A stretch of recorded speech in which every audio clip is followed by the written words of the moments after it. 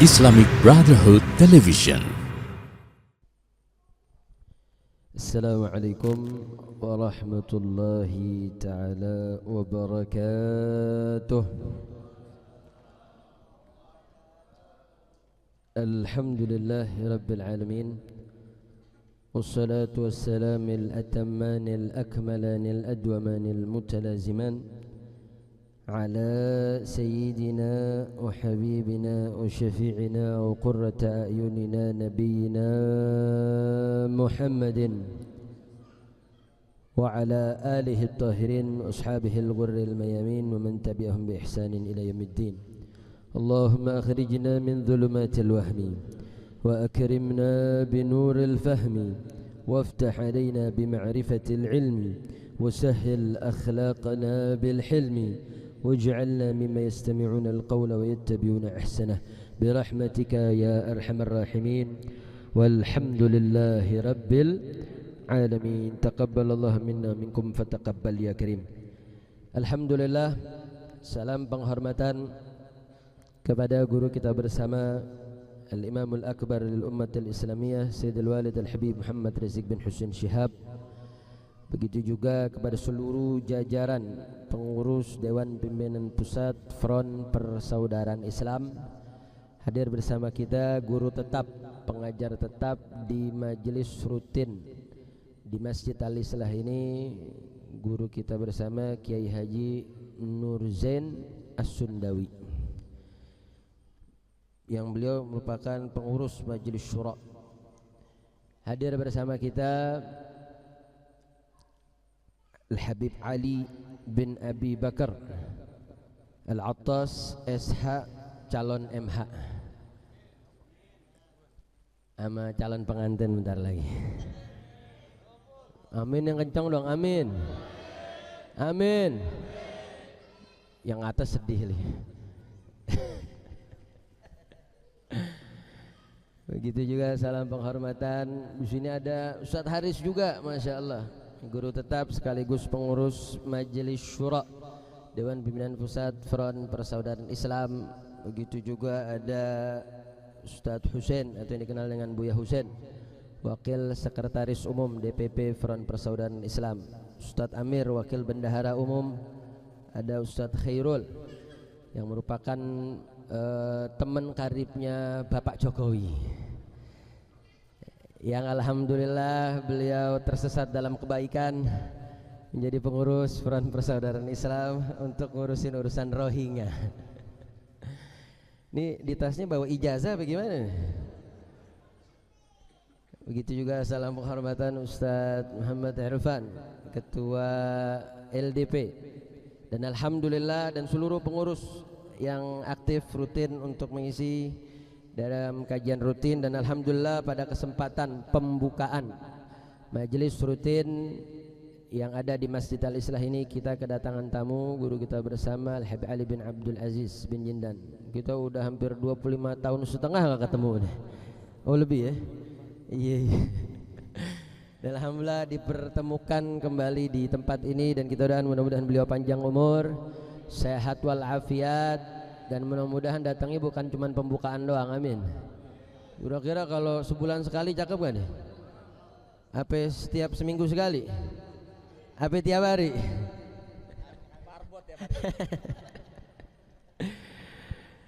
Dan tak lupa salam penghormatan kepada Ustadz Adi, Ustadz Alwi dan tim yang senantiasa setia untuk selalu membacakan Burdatul Madih, dan seluruh para jamaah yang hadir. Dan mudah-mudahan dengan pembukaan pengajian rutin ini yang merupakan menjadi ajang konsolidasi pengurus Front Persaudaraan Islam, para alim ulama dengan umat, mudah-mudahan majelis ini tambah berkah.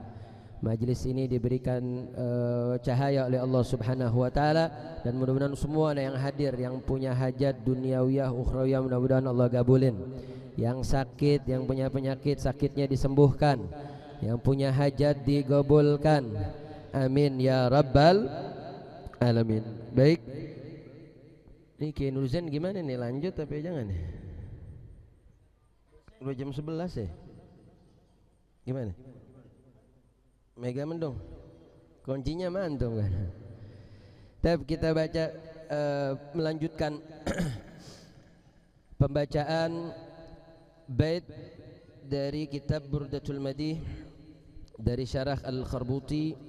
Qala al-musannifu al-Imam al-Busiri fi Burdatihi al-Mubarakah ma syarhihi Syekh Umar ibn Ahmad Effendi Al-Kharbuti Al-Hanafi. وصل إلى أن قال وكيف تدعو إلى الدنيا ضرورة من لولاه لم تخرج الدنيا من العدم. Dalam bait yang ke-33 ini, di mana Al-Imam Al-Busiri mempertegas bait sebelumnya yang di mana Al-Imam Al-Busiri mengukuhkan bagaimana Nabi kita kezuhudannya itu bukan lagi sekedar teoritis, tapi bagaimana Nabi punya tingkat zuhud itu sampai tataran kondisi darurat. Yang kita kenal ada kaidah ad-darurat tubihul mahdzurat. Kalau dalam kondisi darurat mampu memperbolehkan sesuatu yang haram bisa jadi halal. Itu dalam konteks normal.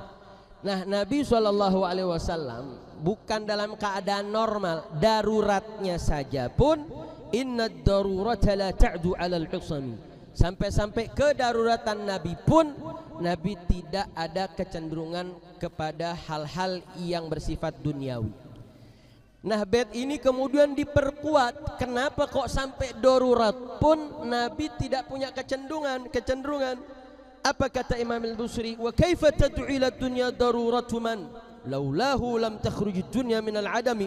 Bagaimana kedaruratan bisa ngajak Nabi untuk kemudian condong kepada dunia, karena bukan Nabi yang butuh kepada dunia, dunia yang butuh kepada Nabi. Laulahu lam takhruj dunya minal adami. Karena kalau bukan karena Nabi kita Sayyiduna Muhammad sallallahu alaihi wasallam lam takhrujud dunya minal adami, niscaya dunia enggak akan Allah ciptakan, tidak akan Allah keluarkan dari ketiadaan menuju keeksistensian, dari tiada menjadi ada, kalau bukan karena sebab adanya Nabi kita Sayyiduna Muhammad sallallahu alaihi wasallam. Makanya Al-Imam Al-Kharbuti dalam bridgingnya, dalam prolognya mengatakan lamma bayyana riyadatahu syadidata wa mujahadatihi sadidah arada an yashra'a fi bayani afdaliyatihi wa iyani ashrafiyatihi lakinna ma'a rabti aniqin wa tartibin rashiq haitsu kana hadzal bait ta'kidan lima qablah.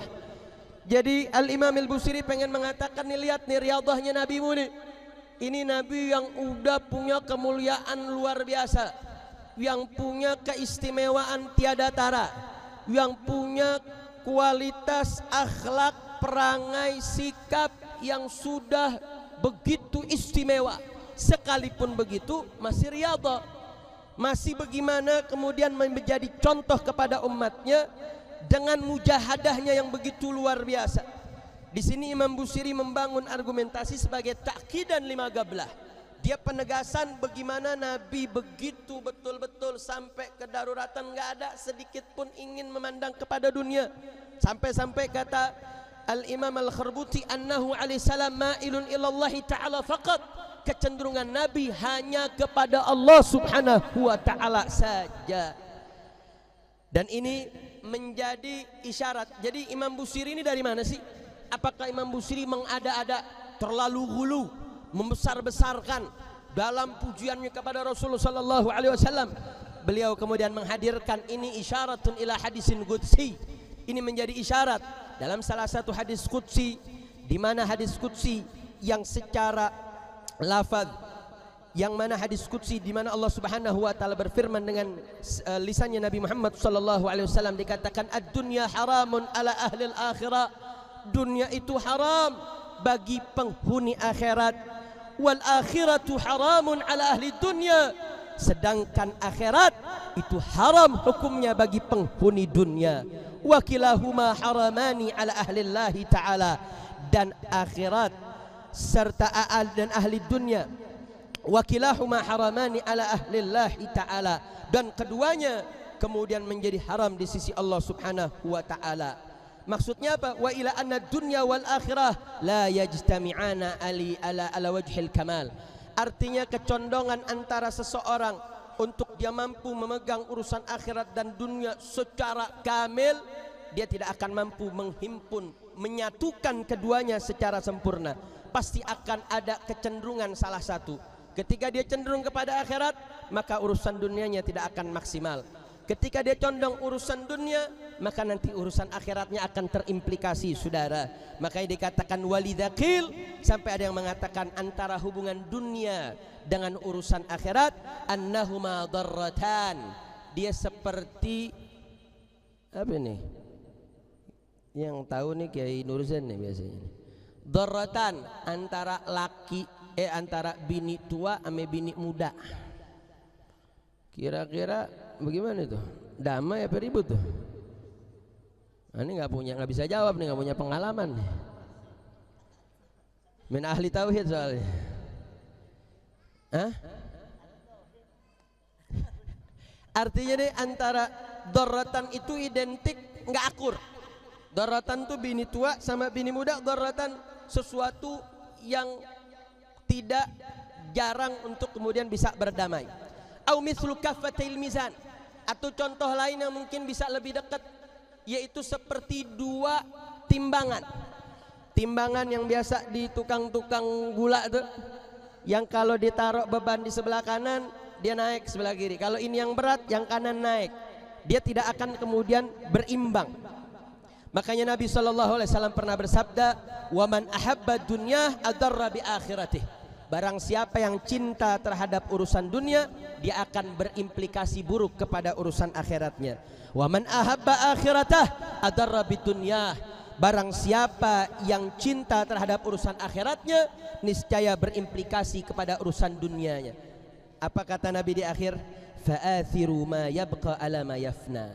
Maka kau korbankanlah, kau kedepankanlah sesuatu yang kekal dibanding yang binasa, yang fana. Artinya apa? Kalau ada dua pilihan tadi, kalau kita kejar dunia, akhirat yang rusak. Kejar akhirat, dunia yang rusak. Terus kita pilih mana ya Rasulullah sallallahu alaihi wasallam? Nabi mengatakan fa'athiru ma yabqa ala ma yafna. Kau kedepankan yang kekal daripada yang binasa.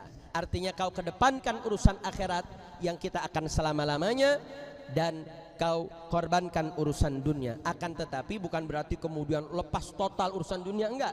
Artinya mizan kifai, mizannya ini harus betul-betul proporsional. Jangan sampai ketika dipilih dalam dua pilihan tersebut kita mengorbankan urusan akhirat dan kemudian mengedepankan urusan dunia sehingga beresiko terhadap urusan akhirat yang akan menjadi rusak. Nah, pertanyaannya, di mana Imam Khorbuti mengatakan kenapa sih kok ad-dunya dinamakan dunia? Kata ad-dunya ini dipilih oleh bangsa Arab atau dalam bahasa Arab dengan madah dal, nun, ya, alif. Anda pernah sampaikan di majelis ini, bahasa Arab itu terlepas dengan 9 madhab perbedaan siapa peletaknya, tapi ulama sepakat pasti peletak bahasa Arab itu hakimun, zat yang bijak. Karena pasti selalu tepat, seakan-akan nimbang tiap kata tuh kayak ada timbangan emas. Kenapa madah dunia itu menjadi kata yang dipilih oleh bangsa Arab atau peletak bahasa Arab menjadi kata yang mewakili makna ad-dunya yang menjadi bahasa dalam bahasa Indonesia? Minimal beliau katakan ada 3 maknanya. 1, kata dunia dari kata dunaha, ay ligurbiha binisbati ilal akhirah. Dun artinya dekat. Kenapa dunia diartikan dunia? Karena dun itu artinya dekat. Kenapa dunia disebut dekat? Ketika ditimbang urusan akhirat. Dunia sama akhirat, kita nih lagi hidup di dunia, makanya sesuatu yang lebih dekat kepada kita, dunia lebih dekat kepada kita dibanding akhirat, karena kita belum mati. Makanya samal Arab ad-dunya dunya. Itu yang pertama. Yang kedua, makna dunia itu liqurbi mustahayatiha ilal qalb. Karena dekatnya, lagi-lagi kata dunia itu punya akar kata dekat. Kalau tadi dekat antara dunia dengan akhirat, kalau ini dekatnya apa? Liqurbi mustahayatiha ilal qalb, urusan dunia itu memang secara syahiyah kepengenan itu nempel sama hati. Makanya biasanya urusan dunia tuh lebih gampang menggoncangkan diri kita untuk mudah tergoda. Kenapa? Emang karena dinempel. Harta gampang goyang hati kita, tahta gampang goyang hati kita. Itu mampu menggoncangkan hati tuh. Karena saking dekatnya antara hati dengan yang sesuatu yang dekat dengan syahiyah. Makanya kenapa kedekatan itulah kemudian ulama orang bangsa Arab atau wad'ul lughah menamakan ad-dunya bid-dunya. Yang ketiga, lidanaatiha wa khasasatiha. Dari kata danaah, artinya apa?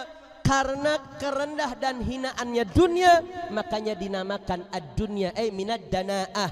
Kenapa? Walidha man tabi'ad dunya yakun khissisan. Orang yang ngikutin dunia total, terjerumus, habis-habisan dalam urusan dunia, jangan heran dia akan terhinakan gara-gara ngejar dunia. Na'udzubillah min. Artinya apa? Dari bahasa aja tuh, bahasa Arab tuh itu yang disebut bijak tuh.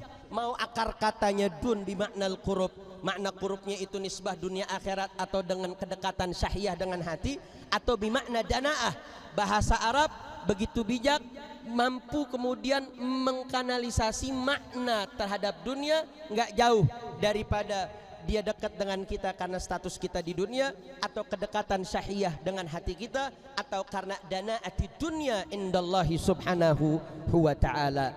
Kemudian sebagai penutup, wa fi hadzal bait talmihun ila ma naqala fil hadisil qudsi. Hadis ini atau bait ini juga kemudian dekat dengan hadis qudsi yang lain. Tadi kita sudah dengar tentang posisi dunia pada sisi Nabi atau di sisi Allah subhanahu wa ta'ala.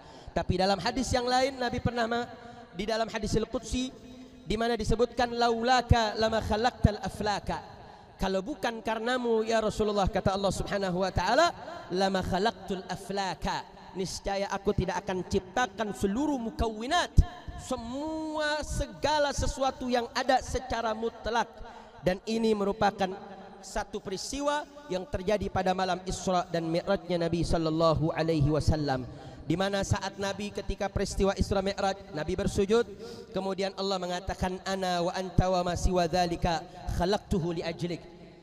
Allah subhanahu wa ta'ala dalam riwayat ini mengatakan ana wa anta, aku dan engkau ya Rasulullah sallallahu alaihi wasallam, wa ma siwa dzalik, selain daripada hal tersebut, khalaqtuhu li ajlik, aku ciptakan karena sebabmu. Artinya apa? Dunia kenapa diciptakan? Karena Rasulullah sallallahu alaihi wasallam. Karena dunia itu menjadi wadah tempat Nabi untuk muncul, dengan perantara lewat dari Nabi Adam sampai Nabi Isa alaihissalam yang membawa nur Nabi sallallahu alaihi wasallam. Kenapa dunia diciptakan? Karena Allah ingin menciptakan Nabi sallallahu alaihi wasallam. Artinya apa?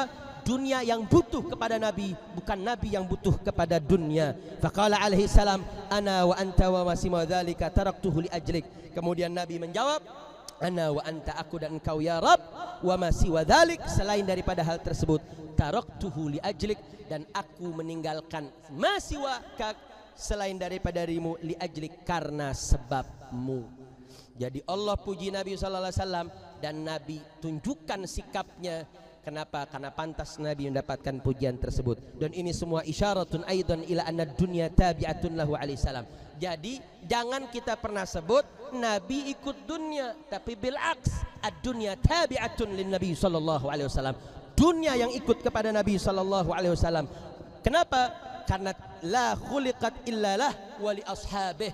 Karena dunia ini Allah sengaja ciptakan untuk menjadi wadahnya Nabi kita Sayyiduna Muhammad sallallahu alaihi wasallam. Makanya kalau dunia yang ikut Nabi, fa kaifa yakununa tabi'ina laha aw maghlubina li hawaha. Nah, bagaimana kalau dunia itu diciptakan sebab Nabi, dunia itu ngikut Nabi, dunia yang butuh kepada Nabi. Nah, bagaimana Nabi butuh kepada dunia? Bagaimana Nabi kemudian ngikut urusan dunia? Kenapa kemudian Nabi terpengaruh dengan dunia? Makanya jangankan urusan dunianya, sampai dalam keadaan darurat pun Nabi tidak akan pernah menoleh kepada dunia, karena ma'alatun Nabi, muyulnya Rasulullah sallallahu alaihi wasallam lillahi faqat, hanya untuk Allah subhanahu wa ta'ala. Alhamdulillah. Oke, dikatakan beliau dalam penutupnya, wahasilul ma'nal bait anna dunya muhtajatun ila Rasulillah sallallahu alaihi wasallam. dunia yang butuh kepada Nabi. Walau kana Rasul muhtajan ilaiha. Apa konsekuensinya kalau Nabi butuh kepada dunia? Maka ini masuk konsekuensi mustahilat ad-daur wa tasalsul. Allah mengatakan, karenamu aku ciptakan dunia. Terus tahu-tahu Nabi butuh sama dunia. Allah ciptakan dunia karena Nabi, berarti dunia butuh kepada Nabi. Terus Nabi butuh kepada dunia. Ini kayak ayam sama telur. Ayam betelor, telur ayam, ayam telur. Ini namanya daur. Daur itu muhal. Artinya apa? Nggak mungkin, mustahil. Itu minal mustahilat, termasuk kemustahilan. Nabi muhtajatun ila dunya. Nabi butuh dunia, mustahil. Wa tasalsal, begitu juga ketasalsulan. Oh, dunia butuh Nabi. Nabi butuh syai' minad dunya. Kemudian butuh lagi tanpa kemudian titik akhir, itu juga kemudian menjadi syai' mustahil. Wa kullu minhuma batilun kama la yakhfa ala ulil albab wa dhawil adab walhamdulillah mulhamus shawab wa ilaihil marji'u wal ma'ab. Artinya apa? Dari sini kita bisa mengambil ibrah saudara, bahwa bagaimana Nabi SAW yang saat ini sedang disebut, ini nama Nabi belum disebut nih sama Imam Busiri nih, dari pasal 1 Nabi SAW sedang kemudian dikondisikan sifatnya oleh Imam Al-Busiri dari 30 bait awal sampai ini kita sudah masuk ke pasal berapa nih? Zalamtu sunnah, ini masih pasal 2 kan? Zalamtu sunnata man ahya. Oh iya, pasal 2 sudah pasal 3. Di pasal 3 ini merupakan atwalul fasal, fasal terpanjang karena isinya madah li Nabi Muhammadin sallallahu alaihi wasallam. Dan madah itu kemudian mulai dari sunnahnya Nabi sallallahu alaihi wasallam sampai bagaimana Nabi sallallahu alaihi wasallam tidak punya kecondongan terhadap dunia. Ya, kita bukan Nabi Muhammad sallallahu alaihi wasallam. Kita hanya menjadi umatnya Nabi Muhammadin sallallahu alaihi wasallam. Tapi ingat, bagaimana khairiyah umat ini menjadi umat terbaik. Ada satu syarah menarik di dalam syarah Sulamil Munawwaraq dalam kitab mantik, ketika Imam Al-Akhdari mengatakan, beliau sedang mensifati Nabi Muhammad sallallahu alaihi wasallam bahwa beliau adalah khairu qad ursila. Beliau adalah nabi yang terbaik yang diutus, sehingga berkonsekuensi umatnya menjadi umat yang terbaik. Para syurrah wal muhasyi mengatakan sabab Nabi menjadi nabi terbaik dan berimplikasi kepada umat yang terbaik minimal ada 2 sebab. Satu, karena Nabi yang punya syafa'atul uzma. Para anbiya ini punya doa mustajab, udah kepake doa mustajab. Nabi SAW sisipin, nggak mau pakai. Tujuannya biar Nabi punya doa, punya syafa'atul uzma. Gara-gara itu kemudian Nabi menjadi khairur rusul. Salah satu sebabnya. Ada yang kedua. Sebab yang kedua, kenapa kemudian umat ini bisa menjadi umat yang terbaik? Karena ittiba, mengikutinya umat Nabi sallallahu alaihi wasallam ini ittibaan yang bil fi'il. Jadi kalau kita belajar ilmu mantik, dia ada istilahnya bil quwah dan bil fi'il. Contoh sederhananya begini. Al insan katibun, manusia itu menulis. Manusia menulis itu punya 2 pola. Manusia menulis secara potensial, mampu untuk menulis. Ada al-insan katib yang sifatnya bil fi'il. Kalau dia katakan kullu insan katibun bil quwwah, semua manusia secara potensi bisa nulis, maka ini qadhiyah disebut shadiqah, benar. Kenapa? Karena semua manusia potensial untuk bisa menulis, karena dia punya akal, dia punya tangan dan seterusnya. Tapi ketika dikatakan kullu insan katibun bil fi'il, itu qadhiyah menjadi tidak benar. Kenapa? Karena pada faktanya ada juga manusia tapi nggak bisa nulis karena nggak sekolah. Artinya apa? Ittiba'nya umat Nabi. Kenapa umat Nabi ini menjadi umat yang terbaik dan nabinya menjadi nabi yang terbaik? Karena ittiba' kepada Nabi Muhammad SAW itu ittiba'an bil fi'il, ngikutin nabinya, qudwahnya, iktidaknya betul-betul bil fi'il, ngikutin Nabi SAW. Sedangkan nabi-nabi terdahulu dengan umat-umatnya ngikut Nabi Muhammad sallallahu alaihi wasallam yang mereka diperintahkan. Dari Nabi Adam sampai Nabi Isa alaihi salam, mereka adalah nuwab, wakilnya Nabi Muhammad sebelum Nabi muncul. Sehingga umatnya dikasih tahu akan datang Nabi terakhir. Tapi nabi-nabi mereka, umat-umatnya nggak mengikuti Nabi sebagaimana Nabi umat ini mengikuti. Artinya apa? Dari sini para ulama mengambil ibrah khairiyati hadhil ummah. Umat ini menjadi umat terbaik karena ittiba'an waqtida'an bil fi'il. Betul-betul ngikut dan berqudwah secara betul-betul ngikutin.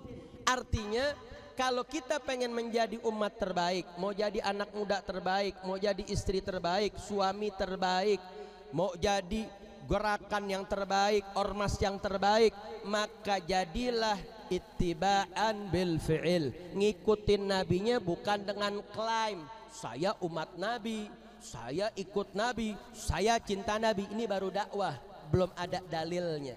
Maka dengan momentum dimulainya pengajian di Masjid Al-Islah ini, maka dengan ini yuk mari di sini setiap pekan selain imam besar yang mengajar, di sini para asatidzah dan para pengurus DPP Front Persaudaraan Islam maupun DPD FPI DKI Jakarta akan bergantian mengajar dengan rangkaian kitabnya, baik kitab akidahnya, ada kitab fikihnya, ada kitab akhlaknya, ada kitab syairnya, ada madh nabinya.